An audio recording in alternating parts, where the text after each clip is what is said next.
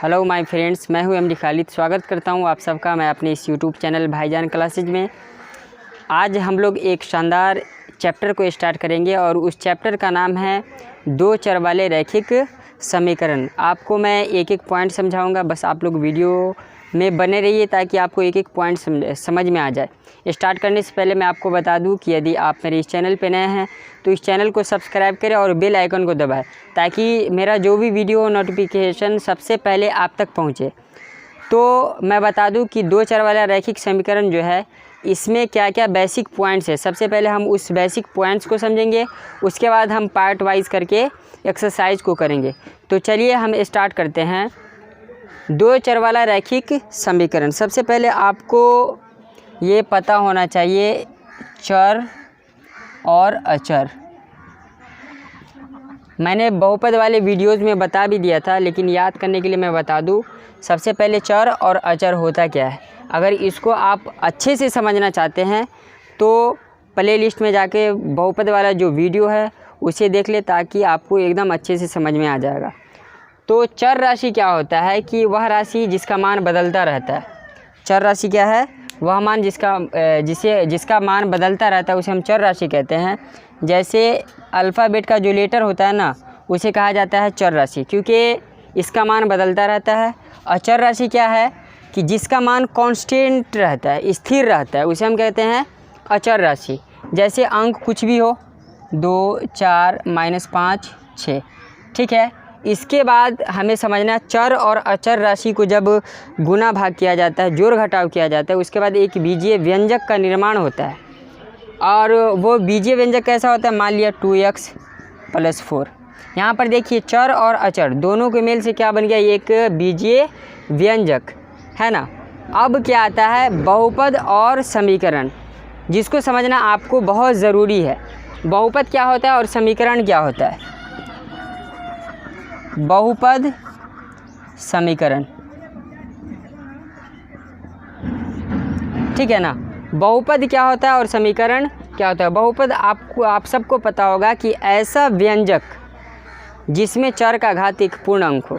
ऐसा व्यंजक जिसमें चर का घात एक पूर्ण अंक हो उसे हम कहते हैं बहुपद। देखिए बहुपद को कैसे लिखा जाता है। सपोज यही ले लीजिए, ये व्यंजक है 2x + 4 और इसमें आपको चर का घात देखना। चर x है, x का घात क्या है? 1, और 1 हम सबको पता है कि 1 कौन सी संख्या है?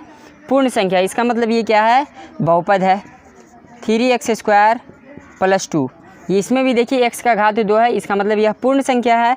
इसका मतलब ये भी क्या है? बहुपद है। बहुपद में आपको बराबर का चिन्ह नहीं दिया जाता है। बहुपद में दो पक्ष नहीं होते, ये बहुपद की पहचान है। समीकरण में क्या होता है? ऐसा मतलब व्यंजक जिसमें दो पक्ष हो, एक बायां पक्ष और एक दायां पक्ष और दोनों एक दूसरे के बराबर हो। बहुपद और समीकरण में बस यही फ़र्क है ना। समीकरण में दो पक्ष होते हैं, बहुपद में ऐसा कुछ होता नहीं है। मान लिया कि 2x + 4 है ना, तो 2x + 4 इसमें बराबर में कुछ भी दिया रहेगा हमको। मान लिया 6 दिया हुआ है या 4 दिया होगा या 6 दिया होगा, तो इस तरह हम समीकरण की पहचान करते हैं। बहुपद और समीकरण में ज़्यादा डिफरेंट नहीं है, ठीक है ना। बहुपद में हमें बराबर का चिन्ह नहीं दिया होगा, समीकरण में बराबर का चिन्ह दिया होगा। बस ये पहचानने का तरीका है बहुपद को और समीकरण को। हमारा चैप्टर है दो चर वाला रैखिक समीकरण। तो सबसे पहले हम समझेंगे कि एक चर वाला रैखिक समीकरण क्या होता है, जो पिछली कक्षाओं में आप लोग पढ़ भी चुके होंगे। अगर याद नहीं है तो याद कराने के लिए मैं बता रहा हूँ कि एक चर वाला रैखिक समीकरण, ये सबको आप नोट करना चाहे तो कॉपी पे नोट भी कर सकते हैं।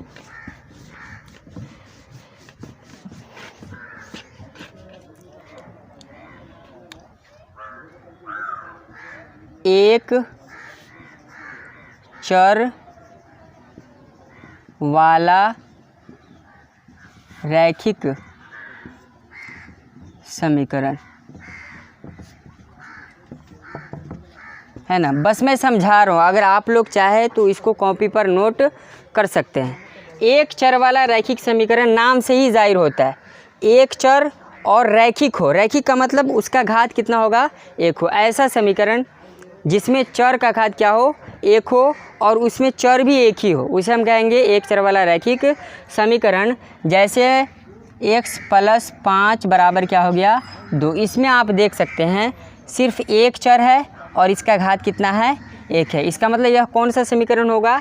एक चर वाला रैखिक समीकरण।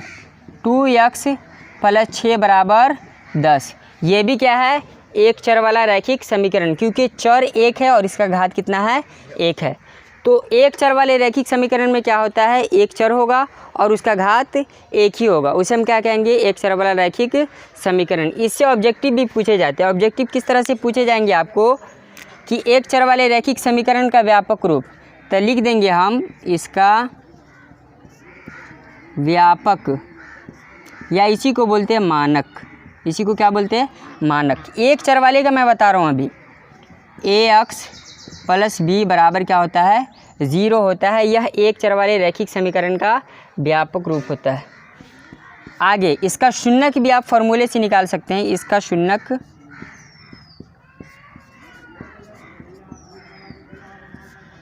-b/a होता है। क्या होता है? -b/a होता है। अगला पॉइंट, एक चर वाले रैखिक समीकरण, या आपको सीधा पूछा जाए रैखिक समीकरण का घात कितना होता है, तो 1 होता है। उसमें चाहे 2 चर हो या 3 चर हो, इससे कोई फ़र्क नहीं। लिखेंगे रैखिक समीकरण का घात 1 होता है। कितना होता है? 1 होता है। बहुत बेसिक पॉइंट है और इससे ऑब्जेक्टिव भी पूछे जाते हैं और पूछे जा भी चुके हैं, इसलिए आप इसको भी सही से समझो, इसको नोट कर लो आप लोग, ठीक है ना। ये हो गया एक चर वाला रैखिक समीकरण। ऐसा समीकरण जिसमें एक चर हो और उसका घात 1 हो, उसे हम एक चर वाला रैखिक समीकरण कहते हैं। इसका व्यापक या मानक रूप क्या होता है? ax + b = 0। इसका शून्यक क्या हो जाएगा? -b/a। और रैखिक समीकरण का घात कितना होगा? 1 होगा। अब हम लोग 2 चर वाले रैखिक समीकरण पर चर्चा करेंगे, जब तक आप लोग इसको नोट कर लीजिए। तो अब हम लोग 2 चर वाला रैखिक समीकरण देख ले, जो हमारे चैप्टर का भी नाम है। सबसे पहले मैं आपको इसका परिभाषा बता रहा हूँ। ऐसा समीकरण जिसमें 2 चर हो। कितने चर हो? 2। और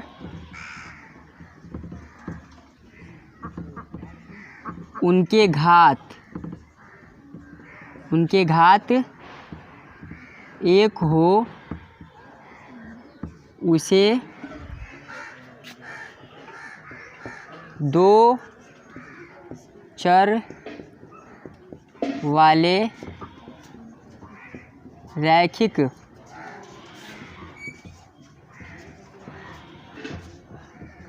समीकरण कहा जाता है।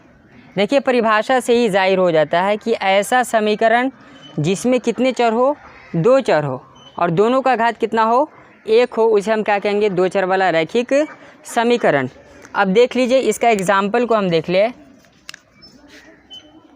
उदाहरण, 2 चर होना चाहिए 2x + 3y। समीकरण है, इसका मतलब बराबर में कोई ना कोई अंक होना चाहिए, या वो 0 ही क्यों ना हो या माइनस में ही क्यों ना हो। 3x + 3y - 4 = 0। ये भी क्या हो गया? समीकरण। इसमें देखिए 2 चर है, x और y, और दोनों का घात कितना है? 1 है। इसका मतलब यह कौन सा समीकरण है? 2 चर वाला रैखिक समीकरण। इससे ऑब्जेक्टिव आपको कैसे पूछे जाएंगे?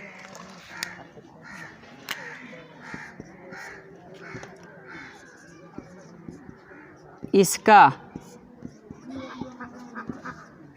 व्यापक रूप ax + by + c = 0 होता है।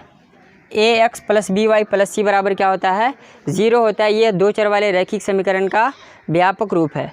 2 चर वाले रैखिक समीकरण को कई विधियों से हल किया जाता है, जिसमें आपके जो किताब है NCERT का, उसमें सबसे पहले आपको ग्राफीय विधि पढ़ना है, फिर प्रतिस्थापन विधि पढ़ना है, उसके बाद विलोपन विधि पढ़ना है, और उसके बाद वज्र गुणन विधि पढ़ना है।